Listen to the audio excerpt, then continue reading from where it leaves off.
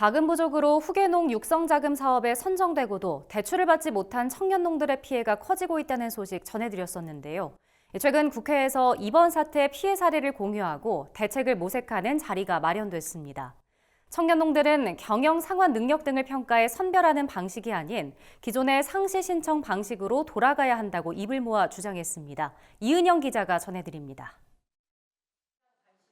더불어민주당은 최근 예산 부족으로 논란을 빚고 있는 후계농업인 육성자금 사태 해결을 위해 20일 국회에서 긴급 간담회를 마련했습니다.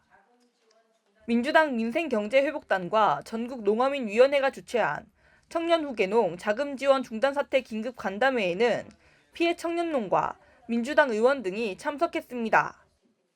문제가 된 후계농 육성자금은 사업에 선정된 청년농과 후계농이 최대 5억 원의 영농자금을 저리로 빌릴 수 있게 하는 농림축산식품부의 2차 보전 지원 사업입니다.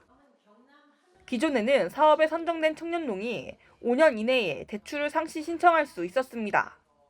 하지만 최근 2년 연속 자금이 조기 소진되자 정부는 올해부터 대출 신청자들을 다시 평가해 자금을 배정하는 방식으로 변경했습니다. 대출이 나올 것을 예상해 농지 계약 등을 미리 진행한 청년농들은 갑작스러운 정책 변화로 대출을 못 받게 돼 계약금을 날리는 등의 피해를 봤다고 주장했습니다.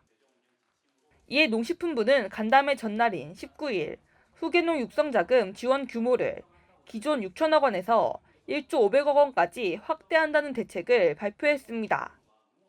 그렇지만 김다솜 피해청년농 비상대책위원장은 농식품부가 발표한 추가 자금은 피해자들을 모두 구제하기에 부족하다고 주장했습니다. 어제 대책이라고 내놓은 1조 500억 원 택도 없습니다. 지금 본인들이 회의에서 얘기했던 게 1조 상반기 신청액이 들어온 게 1조 2천억 원이라고 말했습니다. 아울러 대출을 받지 못해 영농 계획이 어그러진 데 따른 피해는 농식품부의 구제 대상에서 빠졌다고 지적했습니다. 땅을 샀는데 시설을 못 올린다더라. 그분들은 대출 받아서 대출 이자는 이자대로 내고 시간은 시간대로 날리고 이렇게 지금 이런 피해는 지금 농림부에서는 피해로 인정 안 한답니다. 청년농들은 문제 해결을 위해 기존의 상시 대출 사업으로 운영 방식을 되돌려야 한다고 한 목소리로 주장했습니다. 선정 당시 공문에 적혀있던 그대로 실행하셔야지 맞습니다. 이거 저뿐만이 아닌 몇만 명의 청년농의 목소리입니다. 바뀐 선발 방식이 청년농 육성을 저해할 수 있다는 지적도 나왔습니다.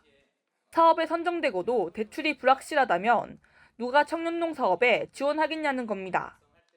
선정 방식을 기존 선착순이 아니라 신규로 승인을 받고 또 그거에 대해서 점수를 매겨서 다시 대출 가능성을 다시 본다면 그 불확실성을 가지고 어떤 청년들이 새로 유입이 될지도 의문이고요.